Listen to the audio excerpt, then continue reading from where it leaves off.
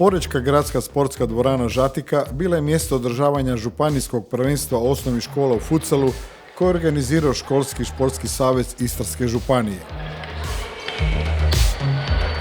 Domaćin županijskog natjecanja bila je osnovna škola Vladimira Gortana iz Žminja, koja je uz Poreć i pulske škole Stoja i Veli Vrh slovila za jednog od favorita, što je opravdala igrama u skupini.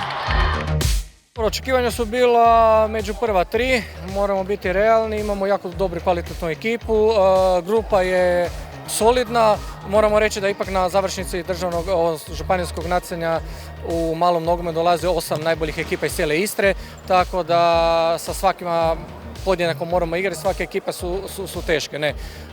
Grupa je teška po meni, imali smo ekipe iz Stoje i ekipe iz osnovne škole iz centra, iz Poreča i ekipa iz Umaga.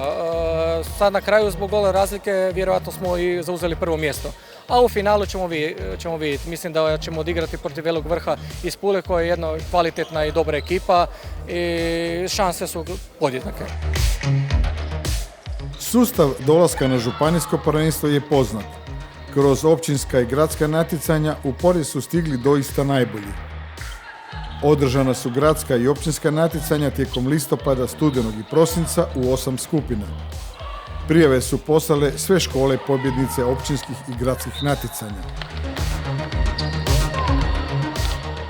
Na prvenstvu je nastupilo 8 školskih sportskih društava, odnosno 80 učenika u pratnji 8 mentora, i to ekipe osnovnih škola Marije Iline iz Umaga, Poreć, Jurija Dobrile iz Rovinja, Vladimira Nazora iz Pazina, Vladimira Gortana iz Žminja i Lola Ribar iz Labina, te pulskih osnovnih škola Stoja i Veli Vrh.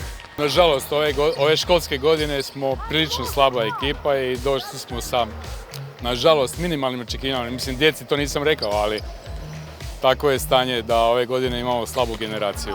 U odnosu na prijašnje generacije gdje smo išli čak i na državna natjecanja, evo, ove godine je prilično slabo. Ko je po vama favorit? Favorit ove godine je Poreć. Favorit. Ovdje imamo, u našoj grupi imamo Veli Vrh koji je pokazao da je jaka ekipa, ali u drugoj grupi je Poreć jača. Za sada se pokazuje kao najjača ekipa, ali ćemo vidjeti u finalu ko će biti prvi. Lopta je okrugla uvijek.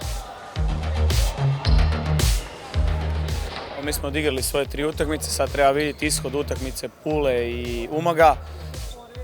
Djelomično sam zadovoljan, sve osim ove zadnje utakmice smo pobjedili. Vidjet ćemo sad, ovisno o ovom rezultatu, kako će se dalje situacija odvijati. Ko je za vas favorit? Pa nisam baš puno pratio drugu skupinu, pratio sam samo našu, ali evo, Stoja za sada koju smo mi pobjedili, ali igramo okolnosti, vidjet ćemo. Vjerojatno Stoja će biti dalje pobjednik.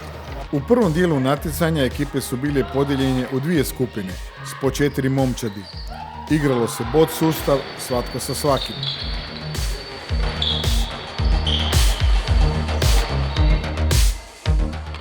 U skupini B vodila se izjednačena borba za prvo mjesto i na kraju su Žminci, zahvaljujući visokoj pobjedi nad Porečanima i boljoj gol razlici, ušli u finale. U skupini A uvjerljivo najbolja bila ekipa pulskog Velog Vrha.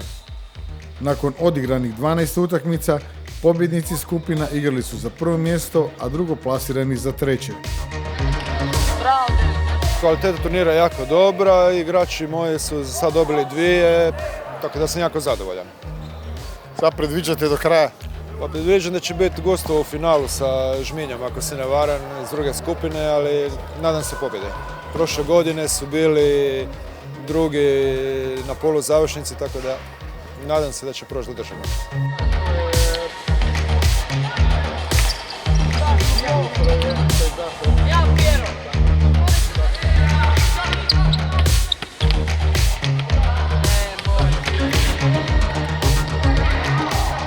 Nismo baš zadovoljili naše očekivanja, ali eto, ajde, bez dvojice ključnih igrača, još smo bili čak i dobro smo se držali, prvu i drugu utakmicu, dobili čak i na penale, a evo, treću pobjedila je bolja momčad u konačnici.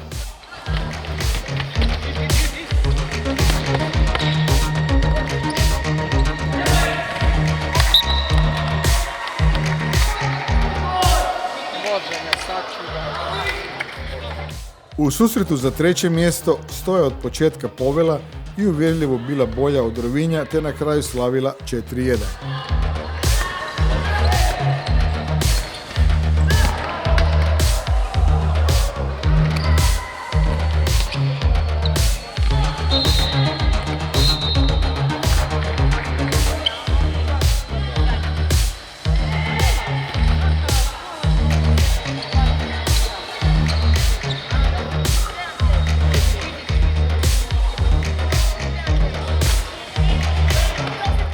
Nije to baš ono što smo željeli smo se ipak plasirati na državno, ali dobro, zadnja godina nam je, pa evo, zadovoljni smo što smo barem nešto uzeli. Dečki su se trudili, stvarno odlična ekipa je sve bilo, da, odlično je bilo sve, da.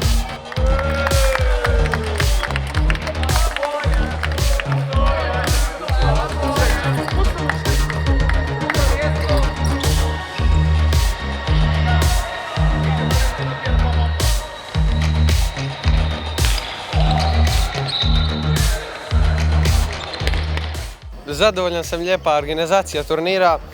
Nismo baš imali sreće, ali 4. mjesto je tu, nema veze. Mislili smo da možemo na državno, ali nismo imali sreće ovaj put. Malo nas je i sudac zeznuo, ali nema veze. To je tako u sportu.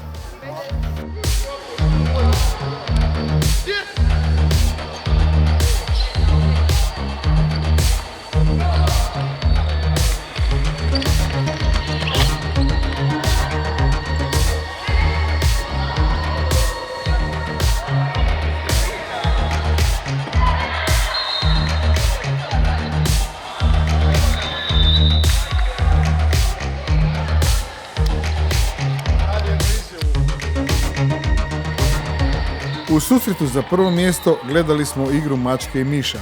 Već na poluvremenu bilo je 5:0 za dječake s Velog Vrha.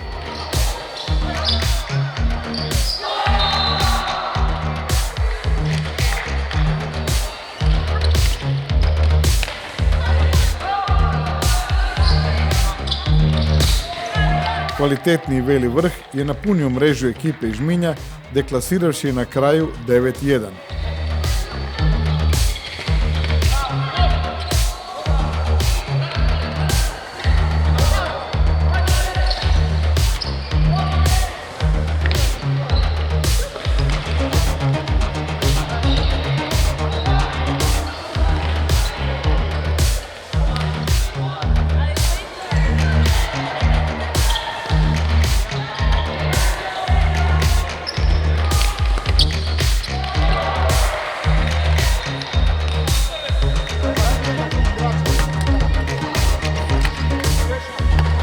Pa zadovoljni smo, mislim imali smo dosta laku skupinu i sve smo odigrali onako kako treba i to je to, evo, drago mi je što idemo na državno. Prvaci koji će predstavljati našu županiju na državnom natjecanju su Osnovna škola Veli Vrh iz Pule. Često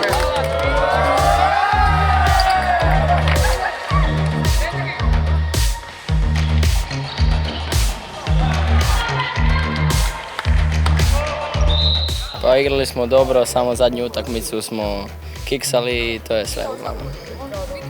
Nismo zadovoljni, ali drugo mjesto je ok.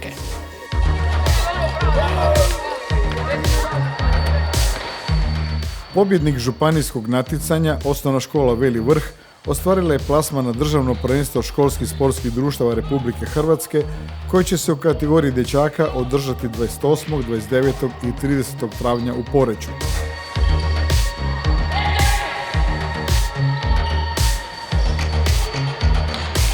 Sustav natjecanja ove godine na državnom prvenstvu je izmijenjen.